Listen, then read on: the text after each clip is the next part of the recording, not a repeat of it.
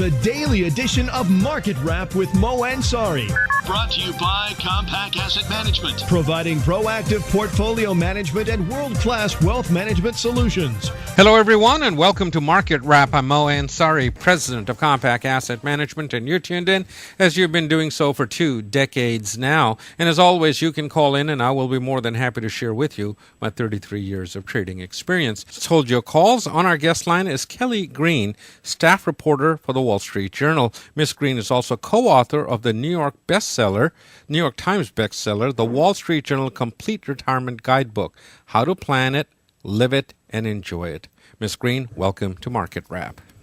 Thanks for having me. It's our pleasure. I just caught your article. We'll talk about your book in a minute, but if we can talk about your article that I saw the other day on new strategies for long-term care, and if we can talk a little bit about that before we talk about retirement planning, I'd appreciate it. And then in this article, you talked about changes in federal law that took effect on January 1st with respect to long-term care. Can you share some of those changes with us and why they're so important to the listeners? Sure. There are really two things at work here, and they are both designed to encourage people to buy long-term care insurance on their own rather than to rely on Medicaid, Medi-Cal, the public programs that often wind up paying for long-term care. The first is if you already have long-term care insurance, as of January 1st, you could use any growth you have in an existing annuity. There could still be surrender charges, so you'd want to make sure you avoided those. But you could use any assets that have grown in those accounts to now pay your long-term care insurance premiums, and that growth would not be taxed.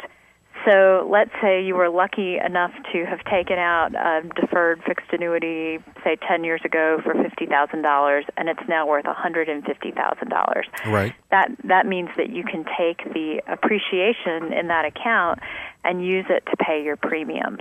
So and that's now, the good part now, that there's no taxes on any money that you take out of the annuity.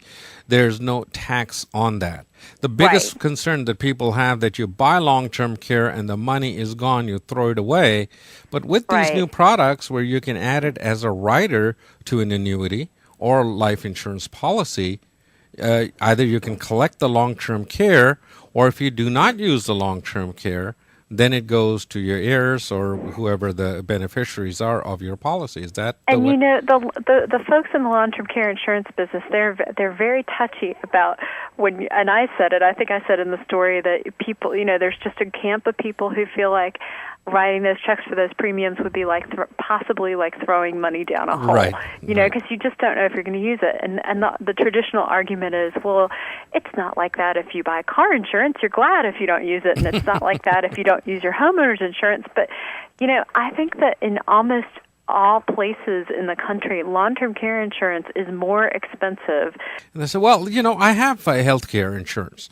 And I said, no, long-term care. I said, well, wouldn't that be covered with my health care? And people do not realize that long-term care is not covered with health care, and you do not want to really be dependent on the state plans, because those you have to show that you really don't have any money whatsoever, and you get very little benefits of it. The other problem is that so much of what we do in retirement planning and with our health planning, we sort of harken back to watching the example of our parents or our grandparents. Right.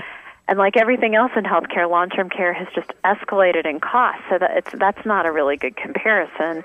And even if, your grandparents used a nursing home that was Medicaid funded and it seemed fine, people are so much sicker by the time they're admitted to nursing homes now, since there are all these new levels of intermediary care. Right. That's also not, you can't really go on past experience with long-term care planning anymore either. So believe me, if you're in that group of people who can afford long-term care insurance, I think it's a good way to sleep better at night. But there are just a lot of people who flat out won't buy it. That's exactly. It's a halfway where they don't feel as bad because they're not throwing the money away. But it is really, really important. And also having a COLA where this long-term care, the benefits you get are adjusted for inflation.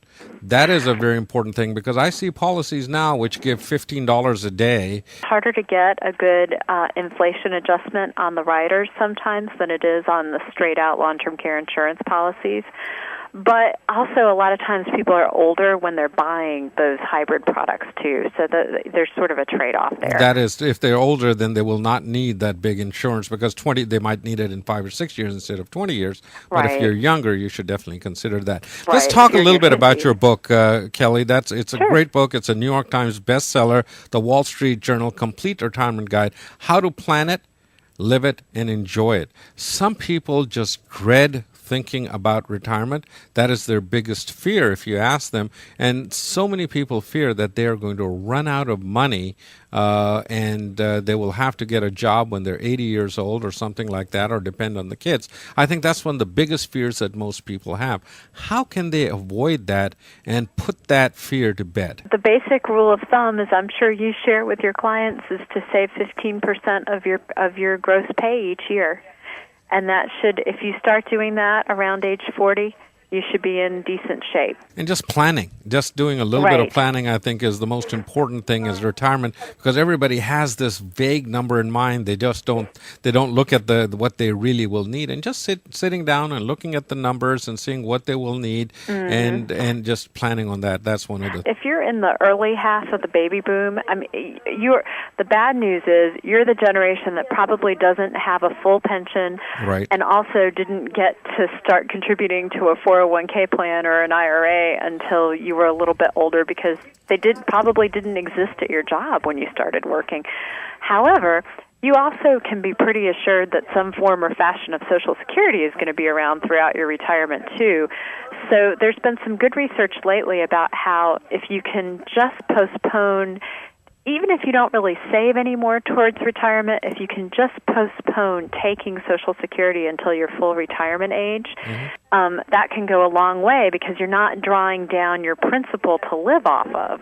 Right, and that is a big, big thing. The other day I did an entire broadcast on when to take Social Security, because there's other people that I see that save, and they never spend the money because they're so scared they will run out of money.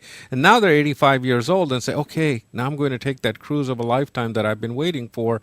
But they can't really enjoy it because their health is not good or whatever it is. So as you said, even though if you delay it by a few years, that's such a fabulous idea. Reward yourself by going on that vacation. It's true.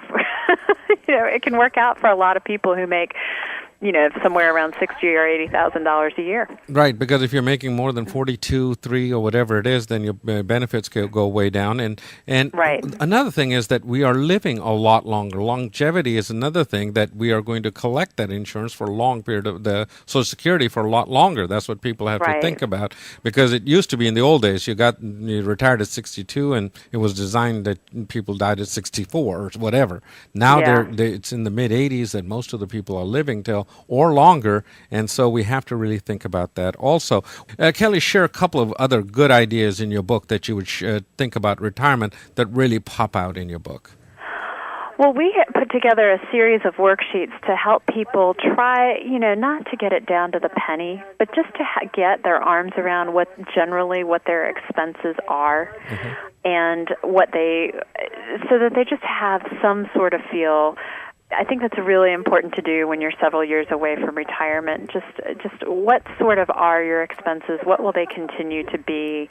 So that you can just enter this without the anxiety, so that you feel confident that you can create a paycheck from your various things that savings that you've cobbled together in different places. And I think that is one of the toughest things for people now, is that the do-it-yourself retirement is relatively easy when you're in the saving. I mean, it takes great discipline to save, but once you get your asset allocation set up, if it's decent, then you just kind of put it on autopilot. But you can so quickly make a big tax mistake, or a big just unwitting mistake when you're doing the distribution stuff by yourself. So I think just, trying to educate yourself, trying to make sure you have unbiased expertise around you can be really helpful. Kelly, I want to thank you for taking the time out of your busy schedule and sharing your thoughts with us. Thank you again for being on Market Wrap. Thanks for having me. That's Kelly Green, staff reporter for the Wall Street Journal.